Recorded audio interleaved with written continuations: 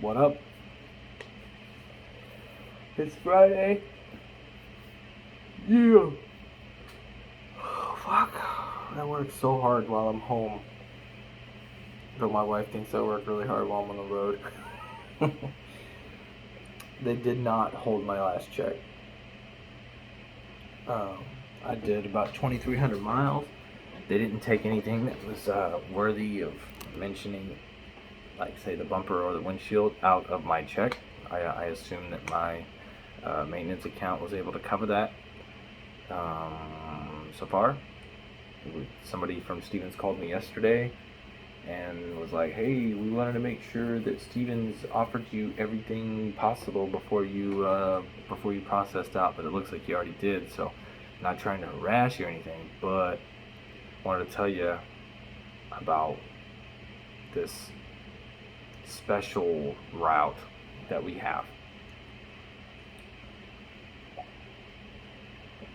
So she said, instead of running miles, you go to one of the rail yards, California, Chicago, New Jersey, Laredo, any of these places, whatever rail yard you want to, and you get paid $250 a day.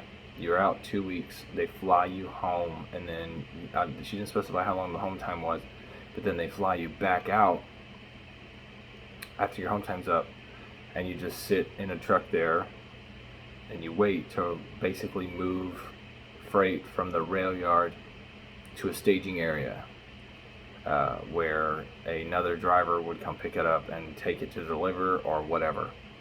And that's $250 a day, which equals out to about $1,750 a week. So you're out 2 weeks, you get about $3,500 for 2 weeks, and then you're home. You're on home time. Every 2 weeks you're home. I imagine if you wanted to stay out longer, you could, but they fly you out there and they fly you home, so you don't have to bring your truck home. You just literally fly out and fly home. So that is a viable option for me, unless somebody can vouch to say that's she's saying they're desperate for drivers like that. She said, if I'm back before the 60 days of being termed, I will not have to do orientation again. But if I come back after 60 days, I have to do orientation again. But if I wait to do the orientation after the 60 days, then I am eligible for a $3,500 sign-on bonus. Why wouldn't I wait 60 days if it came down to that? But more or less, I'm definitely going to use Prime. I'm going to go with Prime. So far, if it doesn't work out with Prime for some fucking reason, ungodly reason, then I have a contingency in place. I have a backup plan. So that's $1,700 a week is guaranteed. I had mentioned that she really didn't kind of know what that broke down as. I imagine if I'm out for 2 weeks, then I should be getting paid 7 days. Every day that I'm on that truck, I should be getting $250 a day. But they're like 8 to 14 hours a day where I'd be sitting around waiting for freight to come off of a train at the rail yard, and then I would grab that load and take it somewhere. But my piss test came back clean, obviously. I don't fucking do drugs. So that's finished. Heather called me, my recruiter. Some of you guys know who she is. You guys have talked to her yourselves. Heather Morrill. I believe that's how you say her name. I do not want to mess it up, and if I did, I'm sorry. But my scheduled start date is on the 12th. I'll be going to check into the hotel. They have I imagine, I haven't looked up this place yet, but I imagine it's nice enough. They have a room dedicated for orientation people for Prime there. There is a fucking Walmart across the street. It's within walking distance to grab anything that you might need when you get on your truck. I'm going to attempt to rent a car. I should probably call them soon, actually. And I need to pay my rent. That all works out. As long as I don't fly out there, I won't have to sit around and wait. I have to do like a skills evaluation test. I'm going to take my tanker endorsement test on the 5th. It is the 2nd, so I got about 3 days. It literally is like 40 total questions that I have to study, and it's a 20 question test. I have to get 80% right. It means I can miss 4. So uh, I've been taking the practice test nonstop.